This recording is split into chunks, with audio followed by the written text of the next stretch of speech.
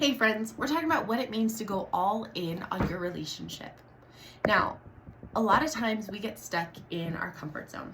Our comfort zone is our success zone. This is what's worked in the past.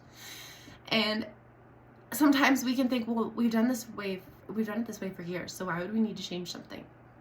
But I want you to keep in mind that number one, seasons change, right? What you do when you are a newlywed couple versus maybe not newlywed but no kids versus young kids versus teenagers. Seasons change when you're first married and not building a business, when you add in a business, right? So the more that we compound the stress with raising kids, building an entrepreneur business, right? We have to be so intentional about where we let our time go and how we invest in making sure that our relationship is super secure. Because nothing else will work if the marriage is not on a firm foundation. So I want you to keep that in mind as we go forward. If you operate only within your current comfort zone, you limit the potential of your relationship. One of the best things that you can do is get out of your comfort zone a little bit, whether it's in conversation, whether it's in new activities that you're trying together on date night, different things, right? Your comfort zone limits your potential. Going all in on your relationship means that you are pushing yourself outside of that comfort zone. Doesn't have to be massive, just a little bit, okay?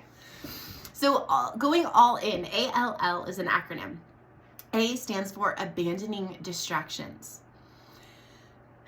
We have all been guilty of this. This is not one person and not the whole rest of the world. It's the opposite. It's like the whole rest of the world and maybe one or two people don't ever give into this. When it comes to mindlessly scrolling, and I'm not talking about posting on social media for your business or responding to comments. I am talking about sitting there watching reels for hours. Right off the bat. TV, spending hours in front of the TV that is time you could be investing in your relationship with your spouse, right? There's things that suck up our time. Sometimes it means that we need to really define what's important to us and stop allowing the things that are not on that list but may seem important or like good activities to take time away from the energy that we need to be investing with our spouse. So number one is abandoning distractions. Take a good hard look at what is filling your time so that when you have those opportunities to connect, you have no vitality. You have no energy left, right? No desire to connect. Where is that energy going? So take a look at that first. Then we're going to talk about locking in your purpose. What do you really want out of your relationship? When you really sit back and you ask yourself, where do I want this to go? What kind of relationship do I want with my spouse? When I first heard the Magnolia Story by Chip and Joanna Gaines, I listened to it on audiobook. And Chip Gaines was talking about the relationship that him and Joanna have, where they energize each other. They allow each other to, he is completely allowed to be his goofy self. And he's the demo guy, right? And he does it his way. Joanna is a lot more calm, a lot more put together, a lot more creative in that aspect. And she's completely, inside of that relationship, allowed to be herself. They each have their space, but when they come together, they actually energize each other. And when I heard that, I knew that was the relationship that I wanted.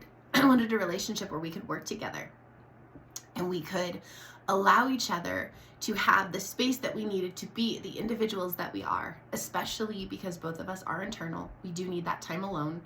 We don't need to be around each other 100% of the time.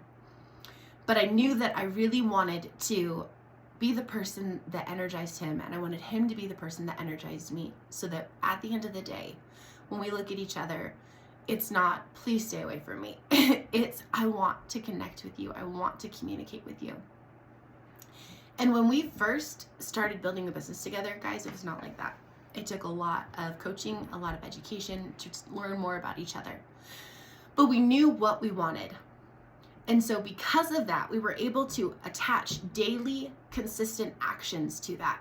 One of the things that my husband does every single day that just lights up my world is he brings me coffee.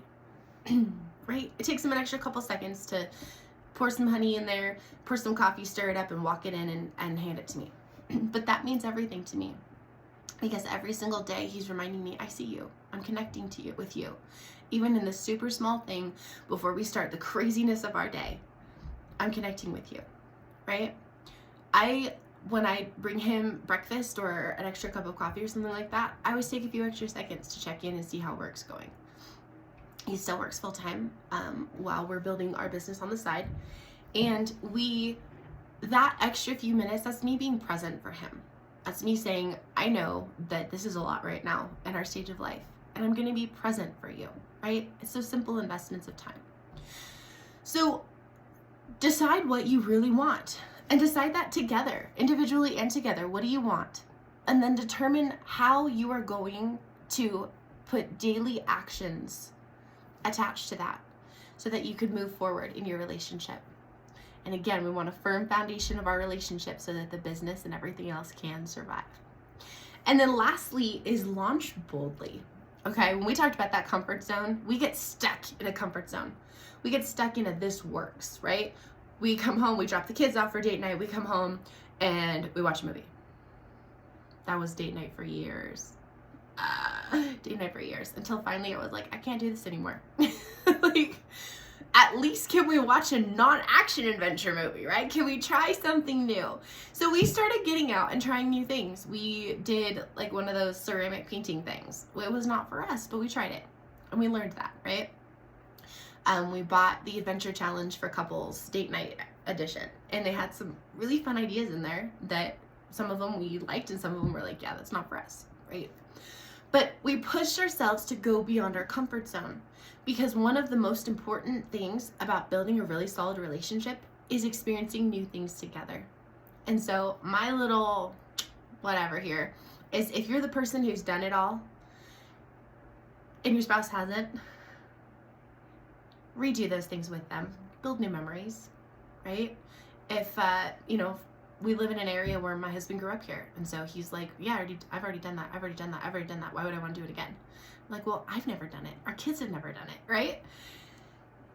Go and build new memories, because they can be the funniest memories when these new experiences fail. It can be the funniest memories, or it can be the best memories. So get out of your comfort zone, push a little farther. And it doesn't have to be huge. You don't have to go skydiving on the first date unless both of you want to. But it could be as simple as, we're going to get out and we're going to take a walk. We're just going to break up that monotony of date night is we come home, we have dinner, we watch a movie.